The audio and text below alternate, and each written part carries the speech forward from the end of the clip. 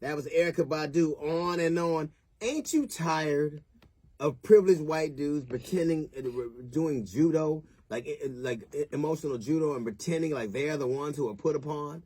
They are the ones who are suffering. Who's in charge of most governments? Who's in charge of most businesses? Who's in charge of most judicial systems in this country?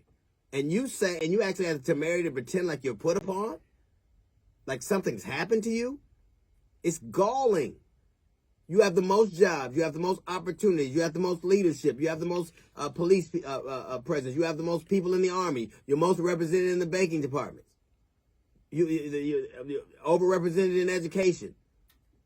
But all of a sudden, you're the one who's put upon? And Donald Trump is some kind of messiah?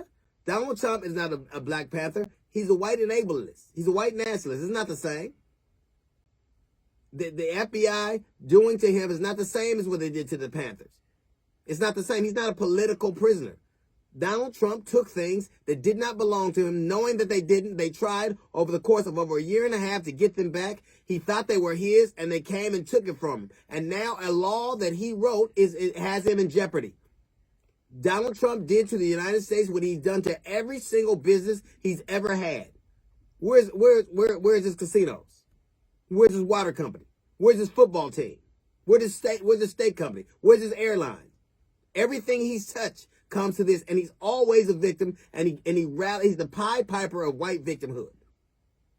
This thing has gone from, well, I didn't have classified documents, so if I did have them, the FBI had planted them. Well, if I did have them, they were classified. Here's what happened. That man took those documents he was not supposed to have, was asked several times to give them back. He gave some back and kept others for whatever purposes. They found out that he had more, and they asked him for them again. He didn't do it. They told the FBI that they told him that they were going to tell the FBI.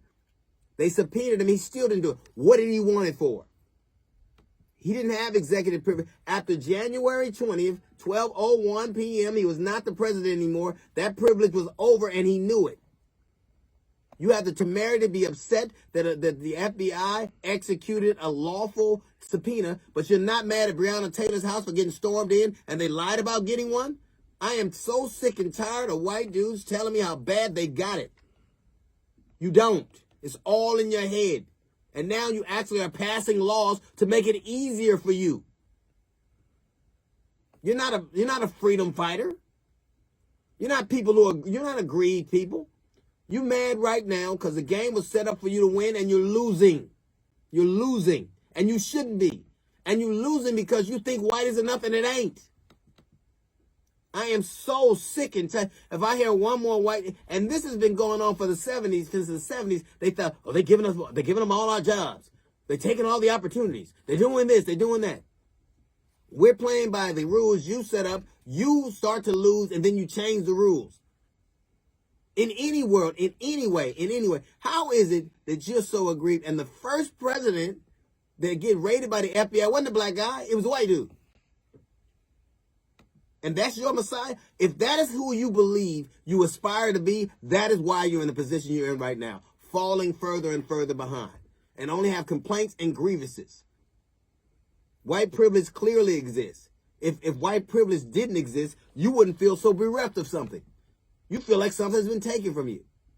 You're trying to make it harder for everybody to do anything because you feel like something's snatched from you. And what it is that you cannot accept that the game is played by your rules and you're losing.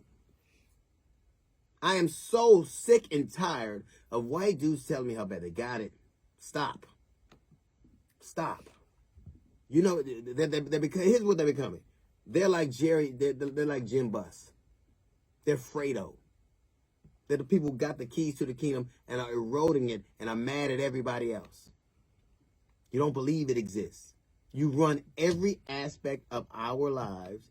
You run the country, you run the corporations, you run the banks, you run the schools, you run the jails. So Donald Trump is a political prisoner.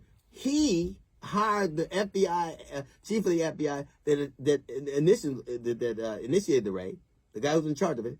He hired the judges that he appeals them to.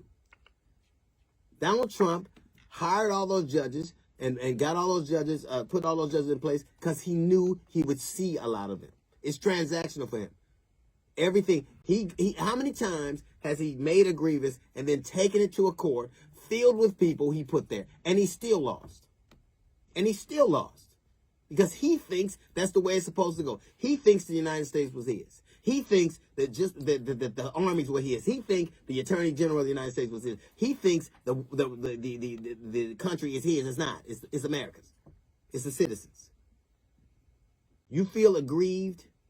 You feel like something's been taken from you. You feel like you're persecuted.